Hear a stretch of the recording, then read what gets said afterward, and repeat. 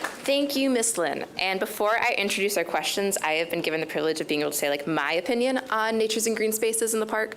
So in all perfect honesty, I am a city girl. Growing up, rarely did I think about the importance of nature or green spaces within the community.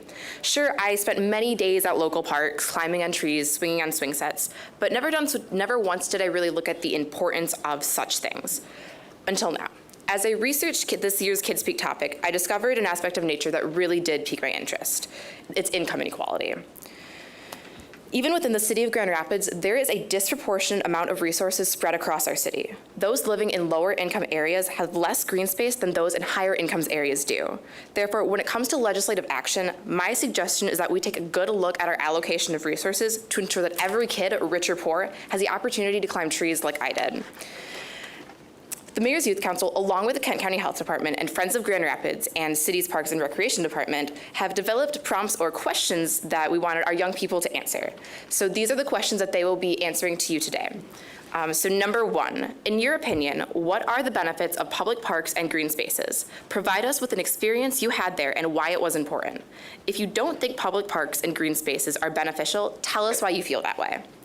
Number two, what types of green jobs are you interested in and why? For example, a landscape architect, biologist, environmental engineer, forester, urban planner, recycle, or wind turbine fabricator. Just examples. In what areas of the city should there be more green spaces, such as forests, rivers, creeks, and green meadows, and why? What should these spaces look like, and what would you like to do within them? Describe your feelings about these natural places.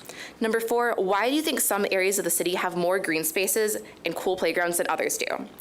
Number five, how do you think that parks can be used to bring the community together?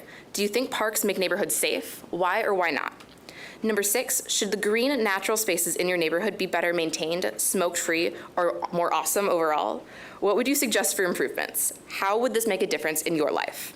Number seven, what are your favorite parts of nature and how should they become a part of our city? If you're not a fan of nature, what needs to happen to change your mind?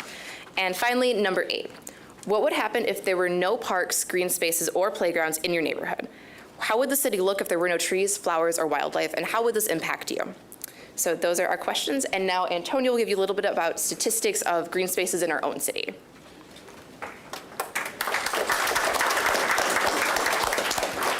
Thank you, Abby. According to the U.S. Census American Community Survey, children under 18 make up 25% of the population in Grand Rapids, over which over 63% are persons of color. However, as you might have heard, many low-income and minority neighborhoods are underserved in terms of green space, with 37% of children living in poverty. Many do not have the means or opportunity to fully benefit from the area's beautiful trails, parkland, and waterways. One of Mayor Bliss's first priorities as mayor is the enrichment and education of children in nature so that we can be the next generation of environmental leaders. So without further ado, let's get started.